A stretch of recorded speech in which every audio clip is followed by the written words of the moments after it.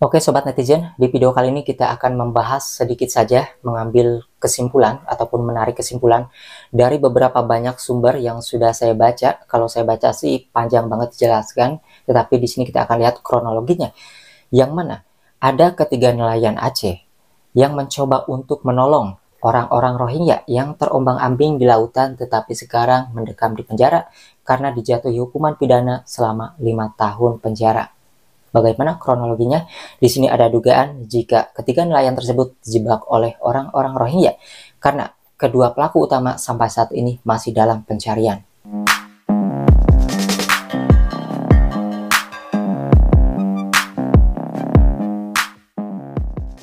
Pada tahun 2020 kasus ini terjadi dan keempat tersangka ditetapkan sebagai tersangka pada tahun 2021 yang lalu. Empat tersangka ini ketiga nelayan Aceh, yang kesatu lagi itu orang Rohingya yang tinggal di Medan bernama Sahadin ataupun Sahaden, D-E-E-N, E-nya 2 ya. Nah, pada saat itu Sahadin, SD kita bacanya ya, kita singkat aja namanya si SD, orang Rohingya yang tinggal di Medan ini mengajak ketiga nelayan Aceh untuk menggunakan kapalnya disewa. Jadi meminta kapal untuk disewa kepada tiga nelayan Aceh untuk membantu. Ada orang-orang Rohingya yang terombang-ambing di lautan pada waktu itu 36 orang.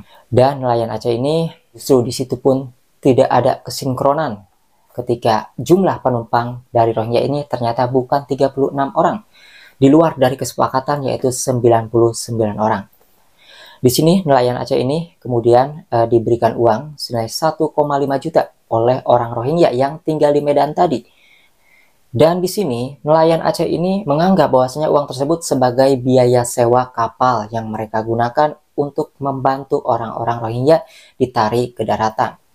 Kemudian meskipun dalam kesepakatannya ternyata tidak sama jumlahnya, akhirnya nelayan ini juga mau membantu orang-orang Rohingya yang terdampar sesuai instruksi dari si orang Rohingya yang tinggal di Medan tadi. Akhirnya orang-orang Rohingya tadi dibawa ke daratan.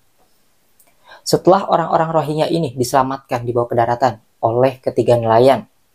Nelayan di sini ada kronologinya.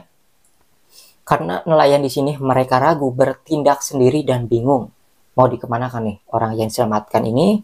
Nelayan di sini memutuskan untuk menghubungi petugas kepolisian perairan dan komandan angkatan laut untuk meminta supaya pengungsi bisa didaratkan. Didaratkan di mana gitu ya?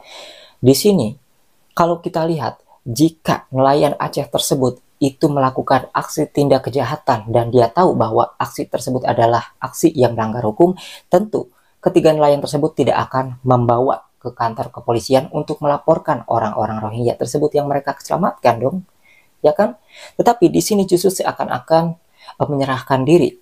Di sini dapat kita simpulkan bahwasanya ketiga nelayan tadi tidak tahu bahwasanya aksi yang mereka lakukan itu adalah aksi kejahatan. Karena kalau misalnya mereka sadar ini adalah aksi kejahatan, mereka tidak akan membawa sama-sama orang Rohingya yang mereka selamatkan tersebut dibawa ke kantor kepolisian. Tapi pada kenyataannya, setelah disidang, ketiga nelayan Aceh tersebut dan satu orang Rohingya yang mengajak mereka untuk menyelamatkan orang Rohingya ditetapkan sebagai tersangka 5 tahun. Apakah advokasi ataupun pengacara di Aceh itu tidak melakukan pembelaan terhadap nelayan? Jawabannya melakukan pembelaan. Bahkan advokasi di sana, para pengacara itu mengajukan kasasi ataupun keringanan hukum karena di sini nelayan ini sebagai korban. Tetapi MA Republik Indonesia pada waktu itu di sana tidak menerima kasasi tersebut ataupun menolak dan tetap menjatuhi hukuman selama 5 tahun penjara. Kalau kita tanya gimana nasibnya nih nelayan Aceh tadi, apakah sudah bebas ataukah sudah diterima kasasinya? Jawabannya di sini menurut advokat ataupun pengacara yang waktu itu membelanya tidak tahu, karena mereka tidak tahu sekarang nasibnya di mana karena mereka sudah ditahan di kelas 2B di Aceh ya, di Lok Sukohan Aceh, di sana masih ditahan gitu ya. Seandainya kabar ini viral dari dulu seperti sekarang di TikTok, mungkin akan ada orang yang ikut bersuara, tapi pada waktu itu ya zaman-zaman TikTok juga tidak seviral sekarang. Artinya masalah ini tidak diketahui publik secara meluas karena Rohingya pada waktu itu tidak seviral sekarang. Di sini kalau kita simpulkan bahwasanya nelayan-nelayan Aceh di sini nampaknya meskipun dalam pasal, kalau misalnya kita katakan masuk ke pasal keimigrasian itu melanggar, ya melanggar karena dia menerima uang.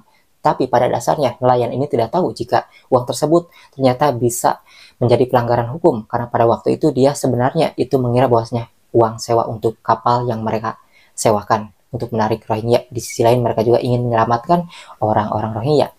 Logikanya, kalau misalnya nelayan ini benar-benar yang melakukan aksi kejahatan, tidak mungkin mereka itu melaporkan ke pihak kepolisian untuk menyerahkan orang-orang Rohingya ini yang kita selamatkan, harus diapain nih, harus kemana ini, gitu kan. Silahkan kesimpulannya kalian yang bisa menilai.